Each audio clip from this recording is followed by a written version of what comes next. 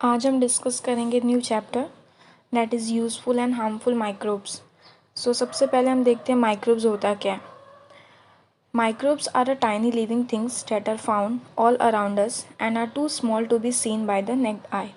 Okay, microbes बहुत ही छोटे लिविंग थिंग्स होते हैं जो चारों तरफ पाए जाते हैं। दे आर टू स्मॉल, हम उनको अपने नेक आई से देख नहीं सकते।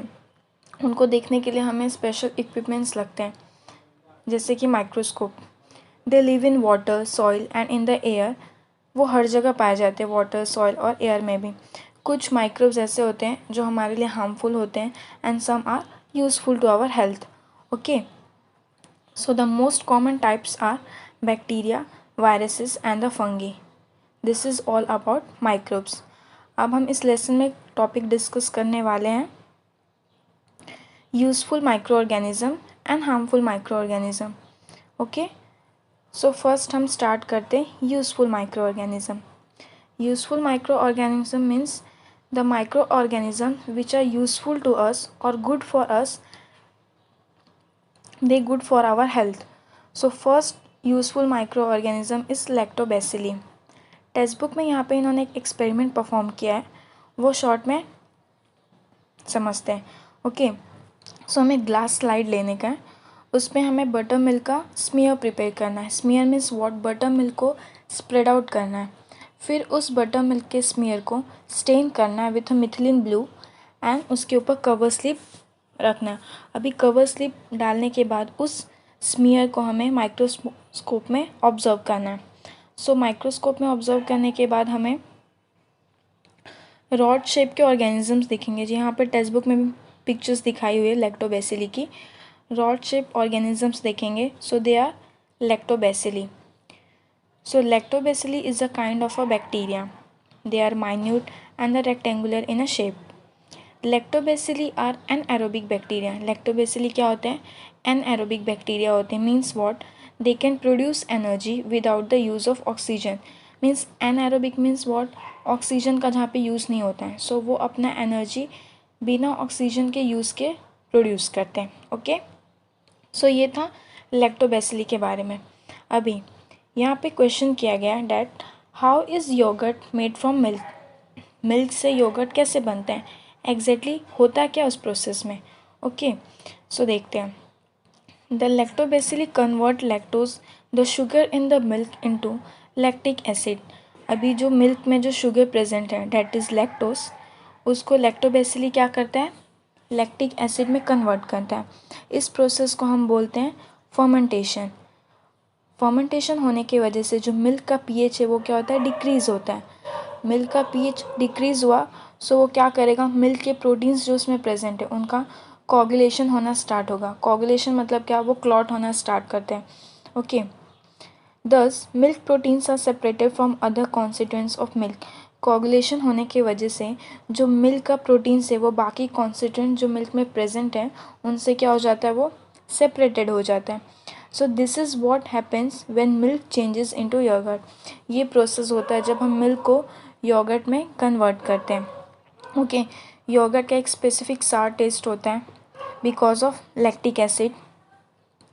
The low pH destroy a harmful microbes present in the milk.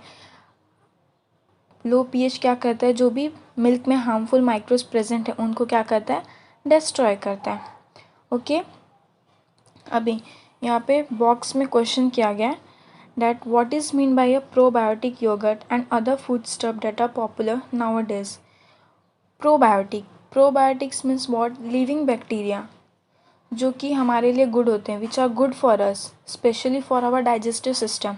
Okay, so ऐसे प्रोबायोटिक्स योगर्ट और फूड स्टफ पॉपुलर क्यों हैं, because useful microbes like lactobacilli, ऐसे सारे ईटेबल्स में क्या हम यूज़ करते हैं, लैक्टोबैसिली को यूज़ करते हैं। ऐसे ईटेबल्स हेल्दी होते हैं हमारे लिए because they kill the harmful bacteria like clostridium. Harmful जो बैक्टीरियाज ईटेबल्स में प्रेजेंट हैं उनको वो किल करते हैं। ओके, और हमारी इम्यूनिटी को इम्प्रूव करने के लिए हेल्प करते हैं useful bacteria. So first lactobacilli हमने कंप्लीट किया। अभी हम यहाँ पे देखेंगे लैक्टोबैसिली के कुछ यूजेस देखेंगे। So first uses, Various milk products like yogurt, buttermilk, ghee, cheese, shrikhand etc. can be obtained by fermentation of milk. लैक्टोबेसिली का यूज़ करके हम बहुत सारे मिल्क के प्रोडक्ट्स बनाते हैं जैसे कि yoghurt, buttermilk, ghee, cheese, shrikhand etcetera can be obtain by fermentation of milk. यहाँ पे क्या मिल्क का फर्मेंटेशन होता है. ओके, रेजिंग होता है. Second one is lactobacilli fermentation is useful for large scale production of a cider, cocoa, pickles of vegetable etc. हम lactobacilli fermentation कहाँ पे यूज़ करते हैं? साइडर प्रिपेयर करने के लिए एक ड्रिंक है which is made up of a Apple, cider, cocoa, chocolates and vegetables के पिकल्स के लिए यूज़ करते हैं. Third one is a lactobacilli and some other useful microbes taken together are used to treat abdominal discomfort. लैक्टोबेसिली और कुछ other जो useful microbes हैं वो एब्डोमिनल डिस्कम्फर्ट को ट्रीट करने के लिए भी यूज़ करते हैं. Fourth one is leaven fodder offer to domestic cattle like cows and buffaloes is fodder fermentated with the help of lactobacilli. Leaven fodder, leaven means leaven एक रेजिंग एजेंट्स है जो कि हम डो प्रिपेयर करने के लिए यूज़ करते हैं फ्लफीनेस के लिए. वैसे जो एनिमल्स को कैटल्स को डोमेस्टिक कैटल्स के लिए लाइक काउज एंड बफेलोज के लिए यूज़ करते हैं इस फॉडर को. It's fodder fermentated with the help of lactobacilli. ये फॉडर को क्या हम लैक्टोबेसिली की हेल्प से क्या करते हैं? फर्मेंटेट करते हैं. Last uses the lactobacilli fermentation process is use to make wine and some types of bread. Lactobacilli fermentation process हम कहाँ पे यूज़ करते हैं? वाइन और कुछ टाइप्स के क्या ब्रेड बनाने के लिए. सो ये सब हमने देखा about a lactobacilli. So next useful micro organism है राइजोबियम सिम्बायोटिक बैक्टीरिया. सो अभी हम राइजोबियम के बारे में देखेंगे. फर्स्ट ऑफ ऑल सिम्बायोसिस क्या होता है? Symbiotic. So symbiotic is a relationship between two different living things living close to one another and depending on each other, benefiting from each other. Means कोई भी दो लिविंग थिंग्स के बीच में relationship होना और वो दोनों को एक दूसरे से क्या बेनिफिट होना, उसे हम बोलते हैं सिम्बायोसिस. सो अभी हम देखेंगे कि ये बैक्टीरिया कैसे यूज़फुल होता है. ओके, सो यहाँ पे इन्होंने एक एक्सपेरिमेंट परफॉर्म किया है, वो हम देखते हैं. Take a plantlet of fenugreek, groundnut और any other bean and sterilise. क्या बोला है? आपको कोई भी एक प्लांटलेट लेना है, फेनुग्रीक मेथी या ग्राउंडनट किसी का भी कोई भी बीन का प्लांटलेट लेना है. फिर उसको क्या स्टरलाइज करना है. स्टरलाइज मीन्स उसको क्लीन करना है with a 3 to 5% solution of a hydrogen peroxide. Hydrogen peroxide use करके क्या करना है? हमें उसे क्लीन करना है. उसके बाद उसे 70% सॉल्यूशन ऑफ इथाइल अल्कोहल में उसको रखना है फॉर 4 to 5 मिनट्स. फिर उसके रूट्स को हमें क्या करना है? क्लीन करना है with sterile water. Roots clean होने के बाद हमें उसका जो रूट नोड्यूल्स होते हैं उसके थिन सेक्शन लेना है. अभी रूट नोड्यूल्स क्या होते हैं? रूट नोड्यूल्स रूट्स में प्रेजेंट होते हैं, वो यूज़फुल होते हैं for nitrogen fixing. So this is root nodules. अभी हमें उस सेक्शन को लेने के बाद उसको सेफ्रेनिन के सॉल्यूशन में 2-3 मिनट्स तक रखना है स्टेनिंग के लिए. अभी जब वो हमारा रूट नोड्यूल स्टेन हो जाएगा सो फिर हमें उसे ग्लास स्लाइड पे प्लेस करना है उस सेक्शन को, उसको कवर स्लिप से कवर करना है. फिर उसे हमें कंपाउंड माइक्रोस्कोप में ऑब्जर्व करना है. ऑब्जर्व करने के बाद हमें पिंकिश कलर का रॉड शेप ऑर्गेनिज्म दिखेगा, उसे हम बोलेंगे rhizobium bacteria. The pinkish colour is due to the safranin. Safranin की वजह से उसका ऐसा कलर है. फिगर में हमें दिखाया गया राइजोबियम के बारे में. सो हमें रॉड शेप ऑर्गेनिज्म दिखेगा, वो होगा हमारा राइजोबियम बैक्टीरिया. ओके, अभी इस राइजोबियम बैक्टीरिया का यूज़फुल क्या होता है? ये प्लांट्स के लिए हार्मफुल होते हैं या यूज़फुल होते हैं, वो हम देखते हैं. Okay, so next is role and importance of rhizobium. Rhizobia living in a root nodules supply a nitrites, and amino acid to that plant and in exchange get energy in the form of a carbohydrates from it. Rhizobia का क्या काम है microbes का, वो root nodules में present रहते हैं। वो प्लांट को क्या सप्लाई करते हैं, nitrates, nitrites and amino acid, ये प्लांट्स को सप्लाई करते हैं और उसके एक्सचेंज में वो प्लांट से क्या लेते हैं, एनर्जी लेते हैं इन the form of a carbohydrate. Such a mutual beneficial relationship is called a symbiosis.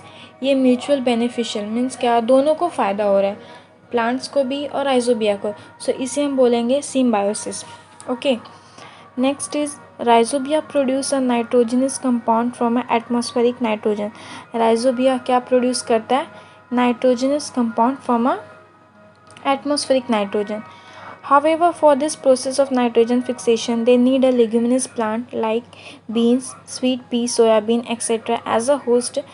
Beans and pulses are rich in proteins due to the nitrogenous compound made available by rhizobia.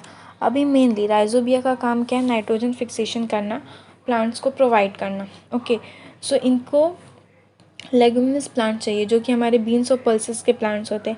ऐसे plants में क्या होता है, ये plant beans और pulses protein में rich रहते हैं, सो इनमें नाइट्रोजनस कंपाउंड अवेलेबल रहता है जो कि राइजोबिया को इम्पॉर्टेंट है। सो राइजोबिया उनमें क्या नाइट्रोजन फिक्सेशन का काम करता है और फिर उसमें वो उससे एनर्जी लेता है in the form of a carbohydrate. So अभी देखेंगे जो भी लेग्यूमिनस प्लांट्स हैं उनका हार्वेस्टिंग होने के बाद जो भी उनके लेफ़्ट ओवर रूट्स होते हैं या जो भी अदर प्लांट्स के पार्ट्स होते हैं उनको डेलिबरेटली ग्राउंड में डंप कर दिया जाता है to maintain a bacterial population. इसके वजह से क्या होगा, जो भी केमिकल फर्टिलाइज़र का यूज़ है वो रिड्यूस होगा, बिकॉज सॉइल में राइजोबिया का पॉपुलेशन मेंटेन रहेगा, वो फार्मर्स के लिए हेल्पफुल रहेगा। ओके, नेक्स्ट इज बॉक्स में यहाँ पे दिया है that seeds are coated with a rhizobial solution or a powder before sowing। आज के टाइम पे जो सीड्स मिल रहे हैं वो डायरेक्टली पहले से राइजोबियल सॉल्यूशन से कोटेड हैं। अभी ये टेक्निक यूज़ क्यों करते हैं, राइजोबियल सॉल्यूशन से वो कोटेड तो राइजोबिया डायरेक्टली उस प्लांटलेट में एंटर करेगा, सो उस प्लांट्स को नाइट्रोजनस कंपाउंड मिलेंगे। So this is called as a rhizobial inoculation. Inoculation means introducing something. Okay, so this experiment has helped in the supply of a nitrogen to cereal and other crops beside a leguminous crop। ये experiment हम इसलिए perform करते हैं ताकि बाकी सारे plants को भी नाइट्रोजनस कंपाउंड मिले। Okay, so this is all about the rhizobia. Next useful micro organism is east. अभी ईस्ट होता क्या है, यहाँ पे हम देखते हैं, एक एक्सपेरिमेंट यहाँ पे दिया हुआ उसे समझते हैं। सो यहाँ पे बोला है आपको ड्राई ईस्ट लेना है जो मार्केट से मिलता है, 1 स्पूनफुल ऑफ ईस्ट लेना है, शुगर लेना है, with a sufficient quantity of lukewarm water bottle में मिक्स करना है। फिर उस बॉटल में सारे सॉल्यूशन को डालना है। उसके बाद एक कलरलेस ट्रांसपेरेंट बलून उस बॉटल के माउथ पे लगाना है। अभी हमें चेंजेस ऑब्जर्व करना है कि उसमें क्या चेंजेस आ रहे हैं। सो उस अभी जो लाइम वाटर है, mix lime water with the gas, जो भी बलून में जो भी गैस एक्यूमुलेट होगा उससे हमें क्या करना है, लाइम वाटर उसमें मिक्स करना है। मिक्स करने के बाद उस लाइम वाटर को हमें बीकर में लेना है और ऑब्जर्व करना है। ओके, नेक्स्ट क्या बोला, जो हमने बॉटल में सॉल्यूशन लिया था उसे हमें स्लाइड पे प्लेस करना है, वहाँ पे कवर स्लिप लगाना है और उसे माइक्रोस्कोप में ऑब्जर्व करना है। सो हमें क्या उसमें चेंजेस दिखेंगे वो देखना है। सो हमें यहाँ पे ओवल शेप के सेल दिखेंगे जो कि ईस्ट होंगे। कुछ सेल्स के बॉडीज़ के होंगे राउंड होंगी और कुछ यहाँ पे पिक्चर्स में दिखाए गए कुछ बड़े सेल हैं और उनके साथ में छोटे छोटे सेल्स भी उनसे अटैच हैं। तो जो स्मॉल सेल हैं उनको हम बोलेंगे newly daughter cell of a yeast, जो कि वो फॉर्म हुए हैं। So this newly daughter cell is form by the method of asexual reproduction. ये असेक्सुअल रिप्रोडक्शन से फॉर्म हुए हैं जिससे हम बर्डिंग बोलते हैं। Yeast is a heterotrophic fungal microbe that grows on a carbon compound. Yeast एक हेट्रोट्रॉपिक फंगल माइक्रोब है जो कि कार्बन कंपाउंड्स पे ग्रो करता है। Yeast is a unicellular fungus with a 1500 species. Okay, yeast cell एक यूकैरियोटिक टाइप ऑफ सेल है, उसका प्रॉपरली सेल है, न्यूक्लियस है, प्रॉपर स्ट्रक्चर है। ओके, इस एक्सपेरिमेंट से हमें क्या पता चलता है कि जो ईस्ट है वो रैपिडली ग्रो और मल्टीप्लाई होता है because of a carbon compound उस शुगर सॉल्यूशन में प्रेजेंट है। So in the process of obtaining nutrition, yeast cell का मेनली फंक्शन क्या है, that it convert the carbohydrate in the solution into alcohol and carbon dioxide. जो उस sugar solution में जो कार्बोहाइड्रेट प्रेजेंट है उसको वो अल्कोहल और कार्बन डाइऑक्साइड में कन्वर्ट करता है. So this process is called as a fermentation. Okay, next is यहाँ पे क्वेश्चन किया गया डैट अल्कोहल भी हम प्रोड्यूस करते हैं along with sugar in sugar refineries. So sugar cane juices से हमें मोलेसेस मिलता है. Molasses is nothing but a thick brown juices जो कि हमें शुगर कैन से मिलता है, शुगर कैन का रिफाइनिंग करने से मिलता है, उसे हम मोलेसेस बोलते हैं. अभी मोलेसेस को हम ईस्ट के हेल्प से फर्मेंटेट करते हैं. यहाँ पे हम सेक्रोमाइसिस नाम का ईस्ट यूज़ करते हैं. अभी फर्मेंटेड होने के बाद इस प्रोसेस में हमें अल्कोहल मिलता है एज अ प्राइमरी प्रोडक्ट, और भी अल्कोहल मिलते हैं, ईस्टर एंड अदर अल्कोहल्स भी मिलते हैं हमें एज अ सेकेंडरी प्रोडक्ट. अभी हम इस इथेनॉल से बहुत सारा अल्कोहल भी प्रोड्यूस कर सकते हैं. ओके, अब यहाँ पे इथेनॉल का भी यूज़ बताया गया कि इथेनॉल को हम as a smokeless and high quality fuel की तरह भी यूज़ कर सकते हैं. ओके, नेक्स्ट इज़ हम मोलेसेस को छोड़ के बाकी भी जो ग्रेन्स है, मेज़, बार्ली, ये सब को भी यूज़ करके हम अल्कोहल का प्रोडक्शन कर सकते हैं. Next is we can use grape juice for the production of a wine. Grape juice में जो हमारा ग्लूकोज एंड फ्रुक्टोज प्रेजेंट होता है उसको हम ईस्ट के हेल्प से हम उसे अल्कोहल उससे प्रोड्यूस कर सकते हैं वाइन बनाने के लिए. ओके, सो यहाँ पे अभी नेक्स्ट टॉपिक दिया बायो रेमेडिएशन. अब बायो रेमेडिएशन होता क्या है? बायो रेमेडिएशन एक टेक्निक है जहाँ पे हम लिविंग थिंग्स और माइक्रोब्स का यूज़ करते हैं पॉल्यूटेंट्स को हटाने के लिए, टॉक्सिन्स को किल करने के लिए. यहाँ पे देखते हैं east यारोया lipolytica is used to absorb a toxin released during the production of a palm oil and the heavy metals and mineral released in some other industrial process.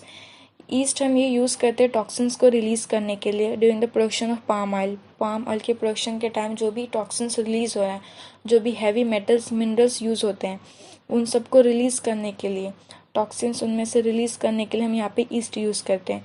Next, Saccharomyces cerevisiae is used for the absorption of a pollutant arsenic. Next is है जो Saccharomyces सर्वेसिया, इसे हम use करते हैं arsenic pollutant को absorb करने के लिए. जो भी हमारे ओशन में ऑयल स्पिल होता है उसे भी हम क्लीन करते हैं with the help of a yeast, that is Alcanivorax bacteria. So this is a bio remediation. Bio remediation shortly एक ऐसा टेक्निक है जो कि पॉल्यूटेंट और टॉक्सिन को एब्जॉर्ब और रिलीज़ करने के लिए हेल्पफुल होता है. ओके, नेक्स्ट टॉपिक है हमारा antibiotics. So what is a antibiotics? Antibiotics are a medicine that help stop infection cause by a bacteria.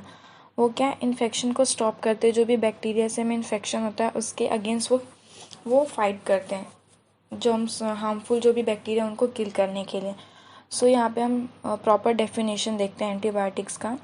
Carbon compounds obtain from some bacteria and fungi for destroying or preventing the growth of a harmful microorganism are called antibiotics.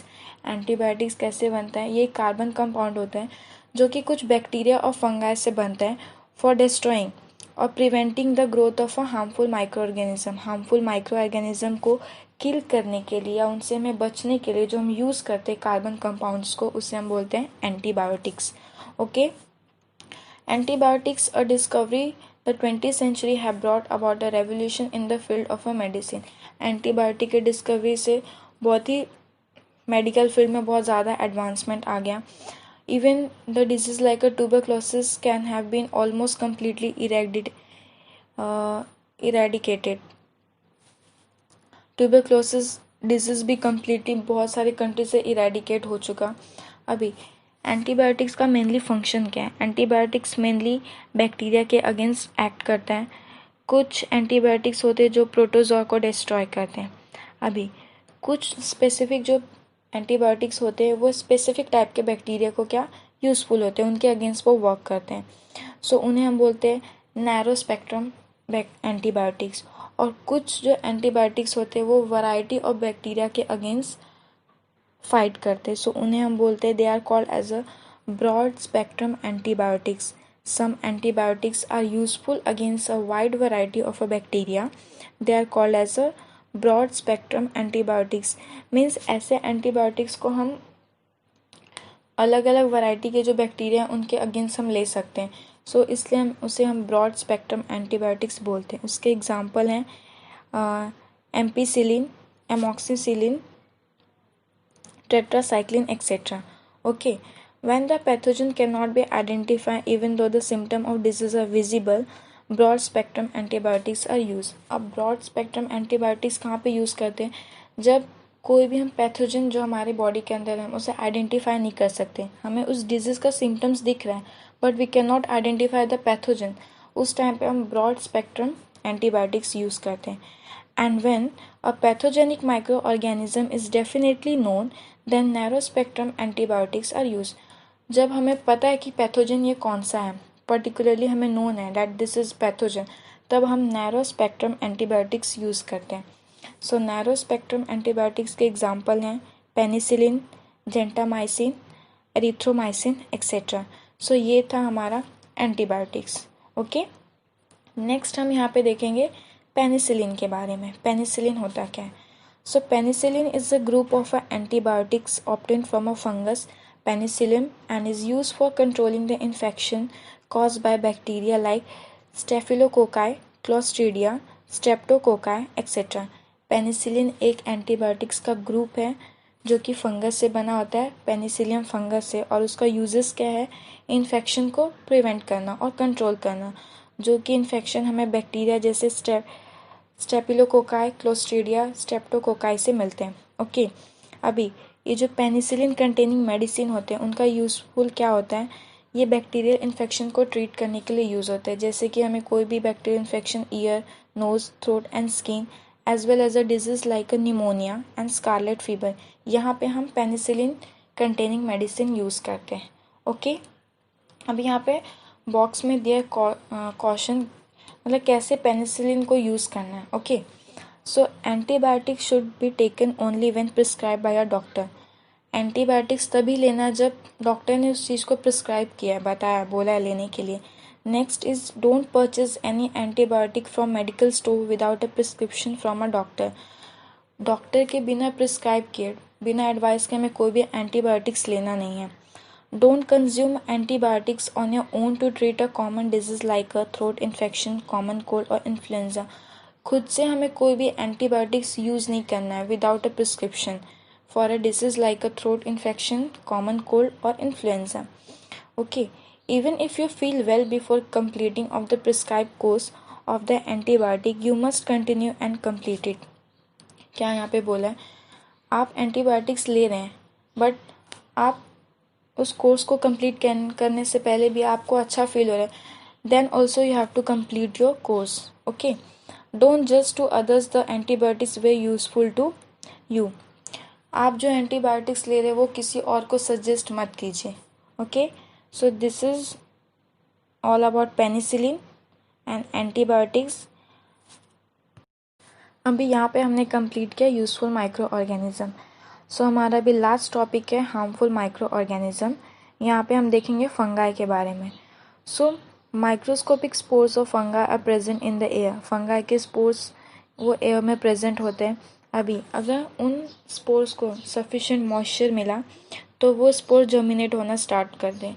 Cotton like fabric होता है उनका, जो कि हम normally देखते हैं bag वगैरह पे, लेदर्स के बैग, वुडन आइटम्स पे जो स्पॉन्जीनेस हमें दिखता है ग्रीन कलर का, वही होते हैं। Okay, so the fungal hyphae penetrate deep into the material to obtain a nutrition and to reproduce. उस स्पोर्स को जो ग्रोन होता है उसे हम हाइफी बोलते हैं। फाइबर्स जो कि होता है फंगस का, वो क्या जो भी पर्टिकुलर मटेरियल है, वुडन मटेरियल है या जो भी लेदर्स के कपड़े हैं, उनमें वो डीपली एंटर करता है और उनसे न्यूट्रिशन लेता है और वो रिप्रोड्यूस होना स्टार्ट करता है। इसके वजह से जो भी वो मटेरियल पे होता है वो फंगस, वो मटेरियल वीक होता जाता है। As a result, gunny bags, leather items like shoes, purses, belt, etc. on which fungi have grown do not last long. इसलिए ऐसे जो भी बैग्स हुए, शूज़, पर्सेस, बेल्ट हो गए जिस पे फंगाई का ग्रो है, वो ज़्यादा टाइम तक चलते नहीं हैं। वुडन आइटम्स भी ख़राब हो जाते हैं because of the fungi. Okay, अब यहाँ पे बहुत सारे स्पीशीज़ होते हैं फंगाई के जो कि फूड पे भी ग्रो करते हैं, लाइक पिकल्स, मुरब्बा, जैम, सॉसेस, चटनी एक्सेट्रा। हमने देखा होगा कि बहुत टाइम तक पिकल्स जिसे हमने यूज़ नहीं किया उस पर भी एक ग्रीन कलर का लेयर ग्रो करता है वो भी फंगाई होता है। They use the nutrients in this food item for growth and reproduction. ये क्या करते हैं फंगाई, जो भी न्यूट्रिशन है उस फूड आइटम है उसको यूज़ करते हैं और वहाँ पे ग्रो करते हैं और रिप्रोड्यूस करते हैं। During this activity fungi release the mycotoxin. इस एक्टिविटी के टाइम वो क्या रिलीज़ करते हैं, माइकोटॉक्सिन रिलीज़ करते हैं, जो कि ये पॉइजनस केमिकल होता है इनटू द फूड एंड दस फूड बिकम पॉइजन। सो ऐसे फूड क्या हो जाते हैं, पॉइजनस हो जाते हैं। Hence the food on which fungi have grown can not be eaten. So ऐसे जो भी फूड्स हमें दिखते हैं उस फूड को हमें कंज्यूम नहीं करना चाहिए। ओके अभी यहाँ पे फर्स्ट हम हार्मफुल माइक्रो ऑर्गेनिज्म देखेंगे, क्लॉस्ट्रीडियम। सो क्लॉस्ट्रीडियम होता क्या है, sometime cases of food poisoning occur during a community feast. Food poisoning के भी केसेस आते हैं। सो एक्चुअली फूड पॉइजनिंग होता है कैसे, okay so the bacteria which spoil cook food are clostridium. जो बैक्टीरिया कुक फूड को स्पॉइल करते हैं वो कौन से होते हैं bacteria, clostridium. Out of about 100 different species of this bacterium, some are free living in the soil, where some living in the alimentary canal of humans and other animal. इनके 100 different species होते हैं bacteria के, जो कि कुछ soil में freely leave करते हैं और कुछ ह्यूमंस के एलिमेंट्री कैनल और एनिमल्स में रहते हैं। Okay so this bacteria are, यहाँ पे बुक में पिक्चर्स दिखा गए हैं। This bacteria are rod shape and produce a bottle shape endospore in adverse condition. ये रॉड शेप होते हैं और ये बॉटल शेप का एंडोस्पोर्स प्रोड्यूस करते हैं। One such special characteristics of this bacteria is that they cannot withstand normal oxygen level of air because they grow in anaerobic condition. इनका एक स्पेशल कैरेक्टरिस्टिक क्या है बैक्टीरिया का, कि ये नॉर्मल ऑक्सीजन लेवल पे रह नहीं सकते बिकॉज इनको ग्रो करने के लिए एनारोबिक कंडीशन चाहिए। Anaerobic condition means absence of oxygen. Okay अभी अदर हार्मफुल माइक्रो ऑर्गेनिज्म कौन कौन से हम देखते हैं। बहुत सारे ऐसे other kinds of micro organisms है like bacteria, viruses, protozoa and fungi, जो कि अलग अलग डिजीज़ के लिए रिस्पॉन्सिबल होते हैं और जो ह्यूमंस को बहुत ही इफ़ेक्ट करते हैं। ओके यहाँ पे हम देखते हैं the spread and the prevention of a disease. अलग अलग डिसीज़ कैसे होता है, कौन कौन से पैथोजन से होता है और उसका प्रिवेंटिव मेजर्स क्या हैं। So first disease is AIDS. Pathogen virus है, इसका इन्फेक्शन कैसे, mode of infection through blood and the semen of a infected person and milk of a mother suffering from a AIDS. ऐसे ही infect होते हैं blood या infected person के सीमेन से, ये इसका इन्फेक्शन होता है। ओके अब इसका प्रिवेंटिव मेजर क्या हमें लेना चाहिए, safe sexual contact, avoid reuse of needles and injection. Next disease is hepatitis. इसका भी पैथोजन वायरस है। ये कैसे पास ऑन होता है, with the contaminated water and a food. अब इसके प्रिवेंटिव मेजर्स क्या हैं, clean and filtered water, proper storage of food. हमें क्लीन और फिल्टर्ड वाटर यूज़ करना चाहिए, फूड का प्रॉपर स्टोरेज होना चाहिए। Next disease is influenza. इसका भी पैथोजन वायरस है। ये इन्फेक्ट कैसे होता है, contact with the infected person. अगर हम कोई भी इन्फेक्टेड पर्सन के कॉन्टैक्ट में आए तो उससे डिजीज़ फैलेगी। अभी इसके प्रिवेंटिव मेजर्स क्या लेने चाहिए, vaccination, uncontaminated water, clean food.